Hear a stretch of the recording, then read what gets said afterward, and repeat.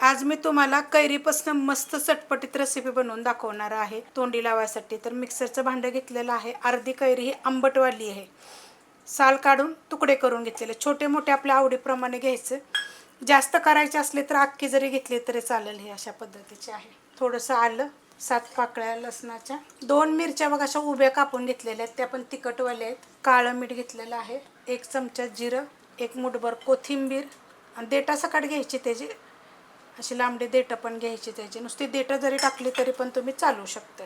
1 चमचा धने पावडर, ह्याच्या जागी अख्खे धने जरी वापरले तरी पण तुम्ही चालू शकते। चवीप्रमाणे मीठ टाकायचं। आपण ह्याच्यामध्ये काळं पण मीठ टाकलेलं आहे, हे लक्षात ठेवायचं। अर्धा लिंबू घेतलेला आहे, छोट्या आकाराचा आहे, खूप रस आहे ह्याला, म्हणजे 1 चमचाभर टाकायचं आपल्याला ह्याच्यामध्ये थोडीसं तुम्ही पुदिना पण टाकू शकता। हे मी बारीक करून घेते, बारीक करून घेतलेलं आहे। पाण्याचा वापर मी बिलकुल सुद्धा केलेला नाहीये। तवा ठेवलाय गरम करायला, त्यामध्ये थोडंसं पहिलं तेल काढून घेऊया आणि गरम होऊन देऊया।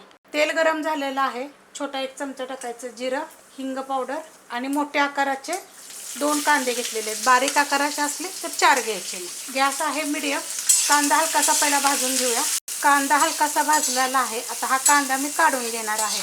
कांदा मी काढून घेतलेला आहे, त्यामध्ये परत थोडंसं मी तेल टाकणार आहे आणि त्याच्यामध्ये बघा ह्या मिरच्या 25 ते 30 मिरच्या आहेत आणि त्यांना असं लांबडं कापलेलं आहे, 2 तुकडे केलेले आहेत। याच्यामध्ये टाकणार आहे मी थोडीशी हळद आणि एकदम थोडंसं 1 चिमूटभर फक्त मीठ टाकायचं आणि ह्याला फक्त डाग पडस्तोवर परतून घ्यायचं। डाग पडस्तोवर बघा मस्त असं परतून घेतलेलं आहे। गॅस केला आहे मी आता बारीक। वाटण काढून घ्यायचं। वाटण काढून घेतलेलं आहे, त्याच्यामध्ये आपण हा कांदा परतून घेतलेला हा टाकायचा। 2 ते 3 मिनटं मिडियम गॅसवर परतून घ्यायचं। मिडियम गॅसवर 2 ते 3 मिनटं बघा मी मस्त असं परतून घेतलेलं आहे। कांदा आपल्याला लय जास्त लाल भडक करायचा नाही, हलकासा शिजल्यासारखा झाला का नाही, म्हणजे भाजल्यासारखा झाला की काढून मग आपण हे सगळं टाकलेलं आहे। अशाच पद्धतीत पाहिजे, ह्याच्यापेक्षा आपल्याला जास्त परतायचं नाही।